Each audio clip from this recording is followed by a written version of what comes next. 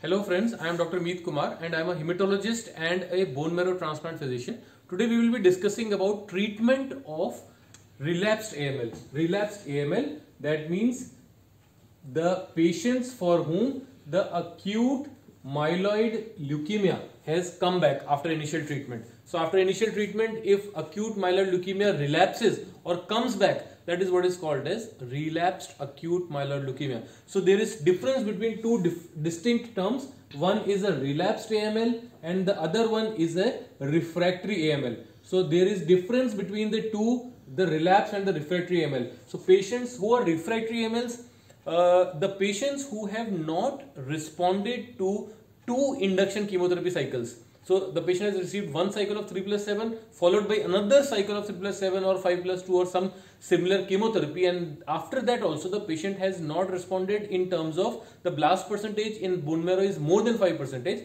That is what is called as refractory AML.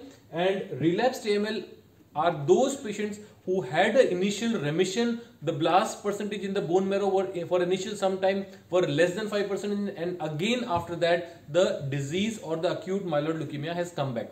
So refractory AML is a very bad disease with chances of survival very less, while in patients of relapsed acute myeloid leukemia there are a good number of treatment options that are recently become available, including novel agent and targeted chemotherapies. So relapsed AML, the treatment for these particular patients can be divided into 2 categories. That is, for patients who have either received some sort of chemotherapy or the patients who have received a bone marrow transplant as well. So relapse, whether it's an early relapse that is within 6 months or it's a late relapse that is happening usually more than 18 months. So if the relapse is late relapse, then there are good number of possibilities that with the available treatment options, approximately 30 to 40% patients may be cured. While if the relapse is happening within 6 months of starting treatment, that means that the disease is usually very aggressive and the chances of long-term disease control may be approximately 10 to 20%. So the chances of response depend on how aggressive your acute myeloid leukemia is at relapse. So now the question arises that what the treatment options are there that we should be considering for patients who have got relapsed AML. So first is conventional chemotherapy. So that means the patients will be treated with some sort of high dose chemotherapy. The common regimens that are used are FLAG-IDA, that involves fludarabine, Ara-C, that is cytarabine, idarubicin with graft GCSF support. In addition to that, there is a protocol called HAM, that is high dose Ara-C with bitozentrone or high dose Ara-C with daunorubicin, that the patient may have received initially. So these are some of the good drugs, good agents. Then there is a CLAG protocol in which the fludarabine is replaced by cladribine. So there are some conventional chemotherapy options that are available for treatment of relapsed acute myeloid leukemia, but since we are in 2020, there are now available to us some targeted chemotherapies. So what are those chemotherapies? One of them is venetoclax.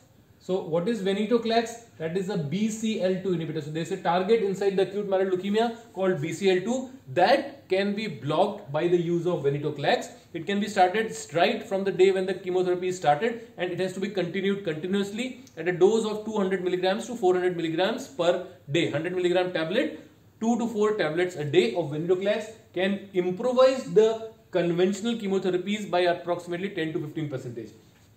So then there are FLT3 inhibitors. So FLT3 inhibitors, now as there is advancements, there is the first generation FLT3 inhibitors that are available to us routinely, that is midostaurin and sorafenib, that are conventionally being used today day in and day out. And there are some second generation FLT3 inhibitors that are now getting available, including glitisertib, Cernib. So that is a new generation FLT3 inhibitor that is now becoming available to us as a treatment option for patients with FLT3 mutated acute myeloid leukemia.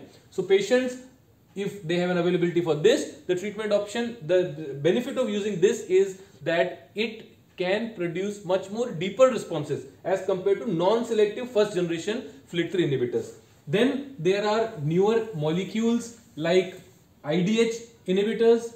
So IDH inhibitors can be IDH1 and IDH2. The IDH2 inhibitor is what is enacidenib, and IDH blockers are ivosidenib.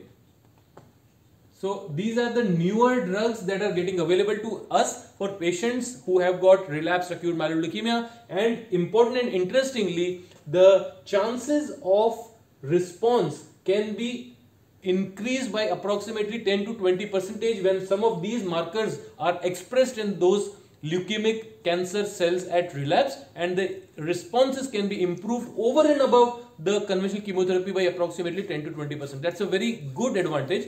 Ultimately, what needs to be understood is once the patients have received the chemotherapy, conventional chemotherapy along with the targeted chemotherapy, ultimately the treatment, what has to be done to remove or try to eradicate acute myeloid leukemia is a bone marrow transplant, and that is the underlying message that needs to be understood. Without a bone marrow transplant, whatever chemotherapy we give, the responses expected are usually short-lived, transient. So that can be consolidated, the responses can be consolidated by the use of allogenic stem cell transplant with whatever suitably matched donor is available. So for all patients, whether it's a young patient, child patient, old patient, whatever age group there is, the patient who has got relapsed leukemia, acute myeloid leukemia can get in touch with us and we can discuss about the treatment options and including a bone marrow transplant. Thank you.